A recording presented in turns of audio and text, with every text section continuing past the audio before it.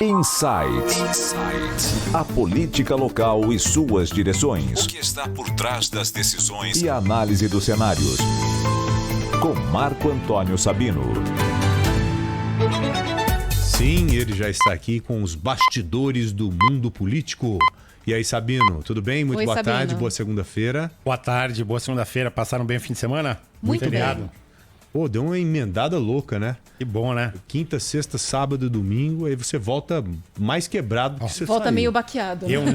Eu não fui pro Rio de Janeiro, não fui pro hotel de luxo, não tomei sol no final de solzinho, não? semana. Nem champanhe na Usei piscina. máscara toda vez que saí de casa.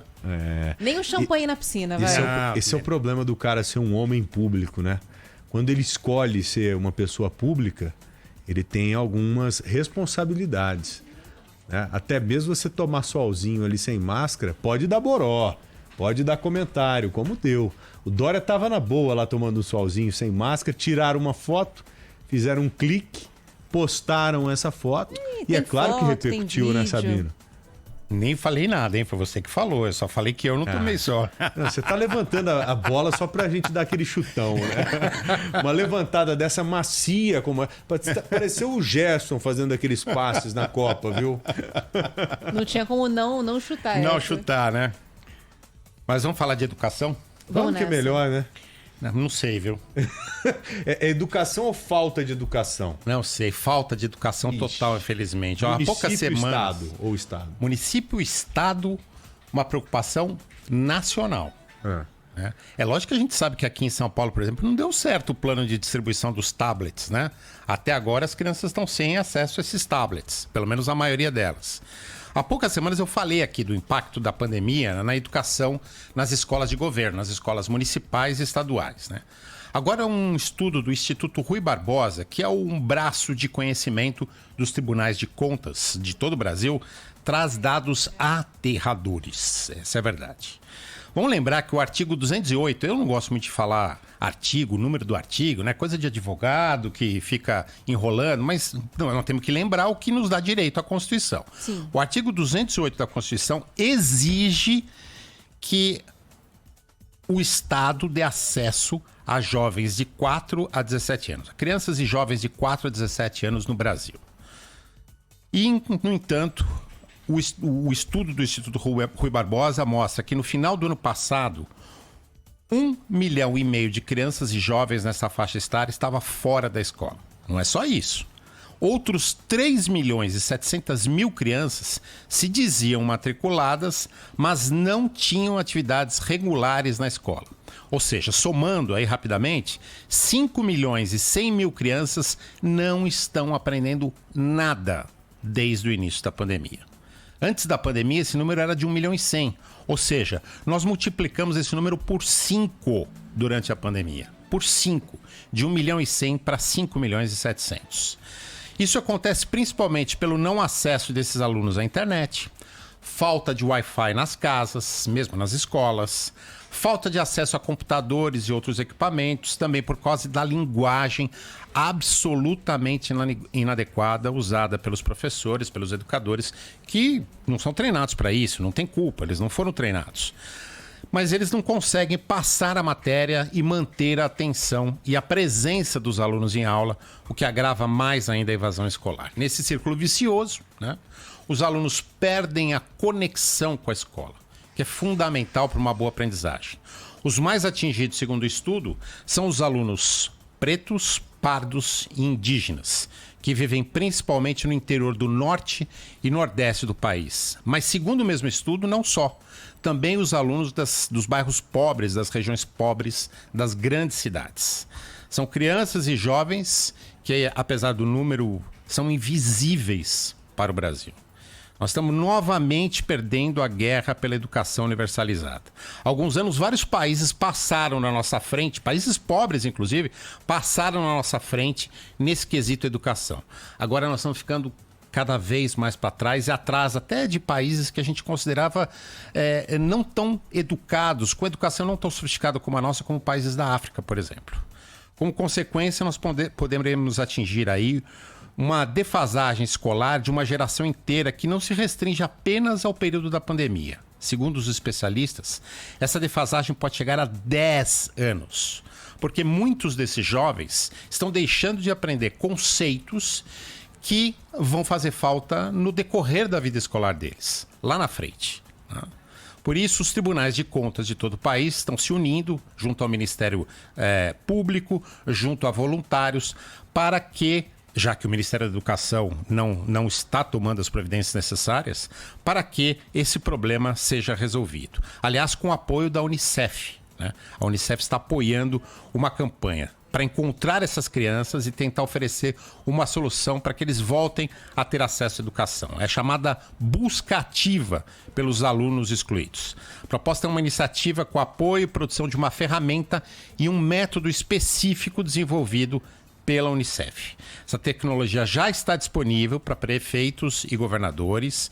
Para isso, os prefeitos, secretários de Estado têm que entrar no site buscaativaescolar.org.br. Vou repetir, buscaativaescolar.org.br, fazerem a adesão e terem direito a acesso às ferramentas, inclusive tecnológicas, para ajudá-los nessa busca pelos alunos. Na semana passada, o Congresso anunciou uma verba, uma liberação aí de 3 bilhões para a educação.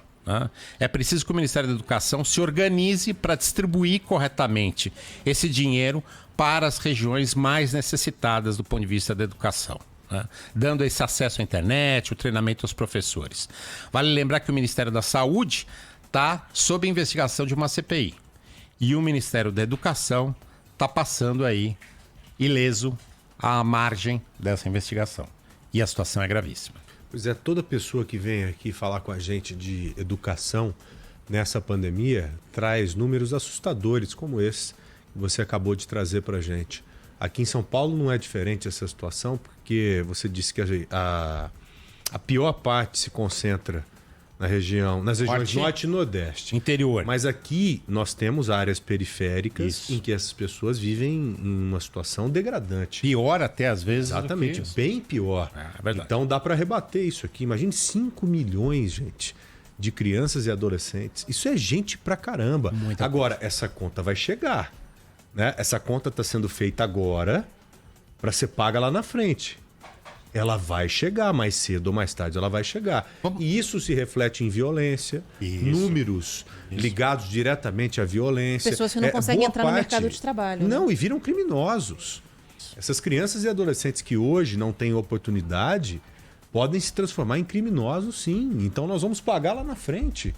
Não tem como correr disso. Não tem como você evitar um problema que já foi criado. Ponto. Agora é tentar trabalhar para pelo menos amenizar o problema. Agora, ver como todo esse problema, né, Sabino, esbarra na questão da internet. Na questão de ou não haver acesso à internet. Porque antes, às vezes, havia uma dificuldade para a criança chegar à escola. Aquelas que abandonam o ensino para trabalhar, a gente sabe que infelizmente é uma realidade. E agora a gente está falando de crianças que não têm acesso algum ao conteúdo, porque não podem ir para a escola. A gente sabe que não é uma realidade em todo o país, o ensino está híbrido ou 100% presencial. E também a falta de treinamento para a linguagem da internet. É isso. A Adalgisa mandou uma mensagem aqui no nosso YouTube falando isso. Minha sobrinha tem 8 anos. Os pais estão pagando uma professora, porque a criança não pode ficar sem alfabetização. E ela não consegue acompanhar as aulas online. É chato. A criança Como o Sabrino disse, o professor não foi treinado para isso. Exato. Ele não é dessa geração, ele não tem alguns, né? Ou a maioria, não tem essa intimidade com a internet. Porque para você fazer uma aula online, você tem que ter intimidade com aquele vídeo ali, com aquela câmera. E não é todo mundo que se manifesta de uma forma legal, positiva, frente a uma câmera. E a gente tinha uma realidade de aulas à distância para um público adulto, cursos universitários, por exemplo. De pessoas preparadas para isso. De repente, o EAD virou uma realidade para todo mundo. Ó, se vira, aprende. Uma necessidade. Assim. Uma necessidade. Se vira, aprende, porque tem que ser assim, não tem outro caminho. Tem que ser assim. Até nas escolas particulares esse problema está acontecendo. Né? Alunos que desligam a câmera, se distraem. Imaginem nas escolas públicas. Né? Como a Ana Paula disse, nenhum acesso. Às vezes, a casa, quanto muito, tem um celular que a mãe ou o pai usam para trabalhar. E que nem sempre tem facilidade para acessar a internet. Pré-pagos. Exatamente. Só para concluir, lembrando um exemplo contrário. A Coreia do Sul, que já foi um país pobre, reverteu a situação com um investimento maciço em educação. Hoje tem uma das economias mais sólidas do mundo.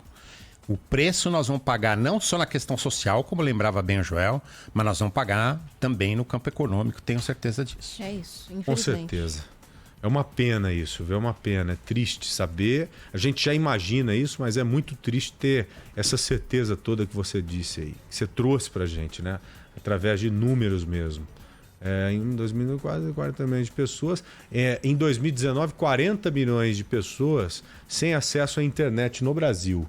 40 milhões de brasileiros. Esses 5 milhões aí são filhos dessa maioria que estamos mostrando aqui. Exatamente. Com certeza. Gente que obviamente ia ficar sem acesso à internet. 40 milhões é pouco menos de 25%, 20% da população brasileira. Exatamente. É muita gente. Sabino, muito obrigado. Obrigado tá? vocês. Uma boa Valeu, semana para Sabino. você Boa até semana para quarta-feira. nós. Tchau, tchau.